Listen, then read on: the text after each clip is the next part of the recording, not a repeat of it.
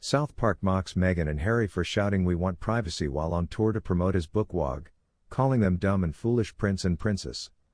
On a Wednesday episode, South Park mocked the Duke and Duchess of Sussex by making them look like the Prince and Princess of Canada, a youthful royal couple who clamor for privacy while attracting attention to themselves. The red-headed prince and his wife are seen promoting the prince's book, Waaagh, whose cover is strikingly similar to Harry's memoir Spare. The red-headed prince is wearing the exact same dusty pink outfit that Meghan wore for Trooping the Colour in 2018 and a nearly identical white hat that sits askew on her head. "If we lived here, people would believe we're truly serious about wanting to be normal," the princess says as they storm off during a TV show after being questioned about their motivations. But Kyle, who lives across from them, is particularly furious about their entrance in the neighborhood.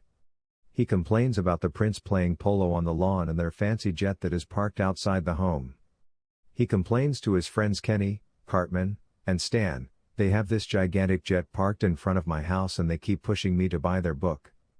Many veiled jabs against the Sussexes are made in this episode, including, despite a family dispute, the Prince and Princess of Canada attend the burial for the Queen. The first scene of the episode shows Kyle's younger brother Ike, who was adopted from Canada and is distraught about the death of the late Queen Elizabeth II, resembling Queen of Canada. The rest of the royal family jeers the Prince and Princess of Canada when they attend her funeral because they have been bashing the Canadian monarchy. One other royal even farts in the face of the Princess of Canada in classic South Park fashion. During a TV appearance, a couple requests the right to privacy. The couple makes the mistaken decision to appear on breakfast television. The prince waves a sign that reads "We want solitude" as he enters the Good Morning Canada set, while the princess waves a sign that says "Stop gazing at us." The host inquires, "So you despise journalists?" To the prince.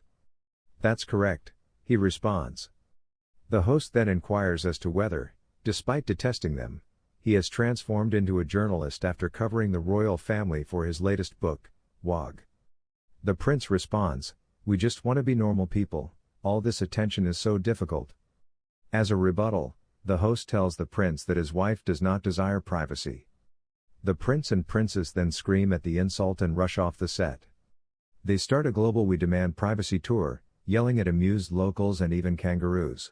With dancing rainbows and a catchy theme song, the pair boards their private plane and takes off on a global "We Want Solitude" tour. They travel to France, India, and even a field of kangaroos while stopping in Australia, all the while chanting their pro-privacy slogans to amuse locals. The prince and princess list the U.S. states where they intend to settle.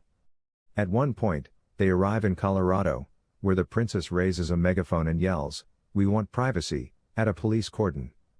For privacy, they relocate to South Park.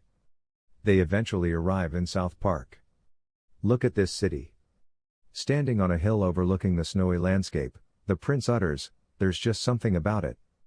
People would think we're very serious about wanting to be normal, if we lived here." Afterwards, a private plane lands in front of their brand new home, which is next door to Kyle's house. While Kyle is trying to go asleep, the royals collide with him by making a spectacle of themselves with a bullhorn, lights, and fireworks. The two enrage their neighbors right away. The prince insists on inspecting their furniture, which includes a drum set, before playing the drums while sitting on the grass. "Hello you. What are you observing?" When Kyle looks out at his new neighbors, the prince exclaims, "Haven't you ever heard of privacy?" Kyle complains about the newcomers to his classmates Cartman, Stan, and Kenny at school.